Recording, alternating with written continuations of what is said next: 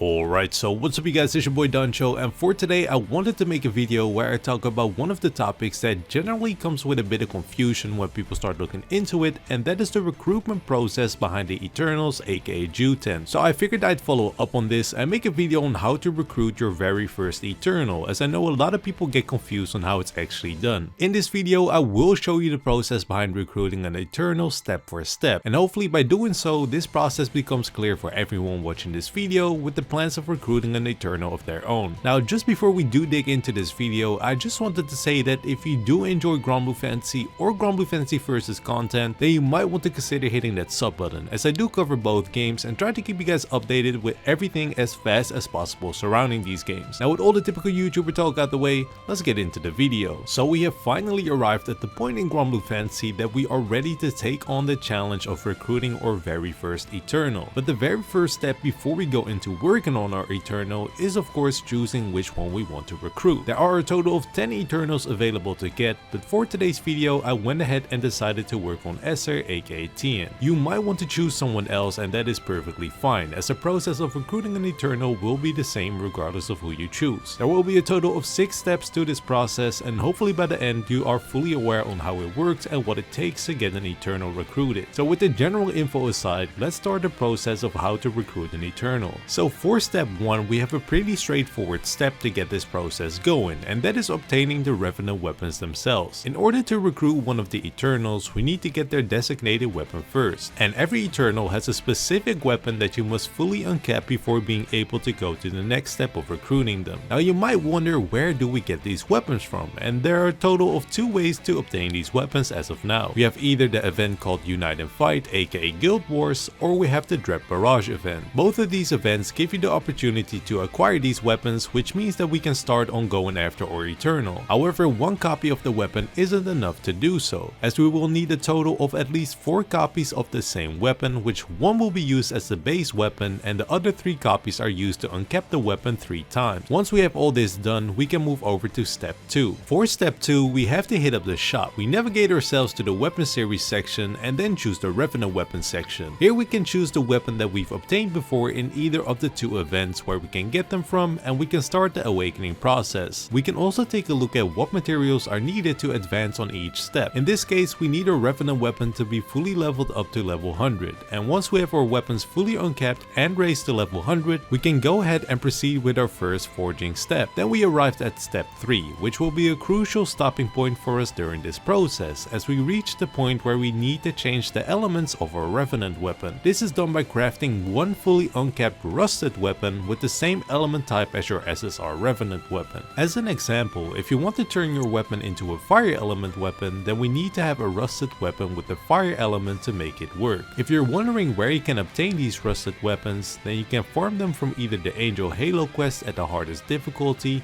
you can play Proto Bahamut raids, or you can get them from the Renowned Pendant trade. And because the rusted weapons are SRs, uncapping them with silver bricks is more than fine. Once this is all done, we can move over to step 4. Now step 4 is the step that we only have to do once, and after we have done this we won't have to repeat it for the future Eternals that we might want to recruit. Our goal here is to upgrade the Zero Carte shop by collecting a several number of rare weapons, and these weapons drop from multiple occasions. For example, we have free quests with rare monsters that drop them, or from the Unite and Fight token box loot. And once all these weapons are collected, we can focus on the last material needed to complete the shop upgrade. And the last material that we would need for this are the Mithra Animas, which simply can be obtained from the Mithra Showdown. Once we have gathered all the weapons and the anima, we can move over to the next step, and that step will be step 5, which means we are almost done with our Eternal recruitment process. In this step, we focus on strengthening our revenant weapons by upgrading them with the materials needed. Now don't fall for how easy this sounds to do, as this step will take a lot of time and is the most complicated part of recruiting your Eternal. You will have to farm all these materials manually by hopping over to each island that supplies these specific materials, and that is easier said than done. However, most of these items are easily obtained by having bought the Eternal set from the Rise of the Beast event shop. Now if you did buy those sets during the latest Rise of the Beast event, it will save you a lot of time and grinding. Though keep in mind that this set doesn't cover all the materials needed. This set doesn't provide rainbow prisms, blue sky crystals, true animas, omega unique items like resolute reactors or fan fins, and supreme merits. And at last, the 2000 1100 crystals and a golden brick that we have to obtain separately as well. Now, to make it a bit more clear on what you will need in total in regards of materials, I will leave a link to the wiki which has an overview with all the materials needed to complete the recruitment from start to finish. So this way you can check up on what you have and what you will still need. This link will be provided in the pinned comments, so make sure to check it out so you can prepare yourself in advance. Once this is done, we have come at the last step of our recruitment process, which will be step 6. Now this last step comes in after the upgrading process is done. Then we will have a fate episode that will pop up which we need to complete. And in this fate episode you will fight the Eternal that you've been trying to recruit over time. This fate episode is by no means hard to complete, so no worries about having a last gate to your Eternal. Once you have beaten this fate episode, you can finally obtain your Eternal character as they will join your party for good. A big congrats to yourself is in place, as this is one of the many milestones within the game itself that you have reached. Now the tutorial to get your Eternals finished here, but since it's on topic, I couldn't close this video out without mentioning the skins that you can obtain for recruiting the Eternals. These skins are known as the Conqueror of the Eternal skin, and perhaps the most infamous skin of all, the Guider to the Eternal Edge skin. So let's talk a bit more about the Conqueror of the Eternal skin and how to unlock it. It's pretty straightforward on how you get your hands on this skin, as it will become available to those who have recruited all 10 of the Eternals. So once you've done the process of today's video a total of 10 times over to have all the Eternals on your side, you can then complete a specific quest called Conqueror of the Eternals, and once this quest is completed, you will be the owner of the skin itself. This is probably my favorite skin for the main character if I had to choose. So for those with big ambitions and now equipped with the knowledge on how to acquire the Eternals and the skin itself, good luck to all those who will be on their way to recruit their first Eternal all the way up until the 10th. Then we have our second Eternal skin, and this skin is called the Guider to the Eternal Edge. Now before anyone gets the wrong idea, this skin is not easy to get. This skin is generally a flex for those who have reached the endgame status of Granblue and want to showcase that they are far deep into the seas of Granblue itself. It's because once you have obtained all your Eternals, you now will need to uncap them all one step further to the 5th uncap and unlock their 4th skill. And whilst this might sound really innocent, it is far from it and a topic completely worth of its own video, which I'll eventually cover when I can. So for now, enjoy the taste of your very first Eternal, and once you're familiar with it, you can reach for even higher heights and set your goals on the skins. Now this video covered all your Eternal needs as a beginner, and hopefully you guys will now understand how all of this works and found the information I gave today helpful. If you guys want more help from me directly, or just feel like joining a place where you can meet more Granblue Fantasy players to talk about the game and have fun, then I do recommend joining my Discord, which I'll provide the link for down below. So that was it for today guys, it was your boy Danchou, stay healthy, stay blessed, and I'm out.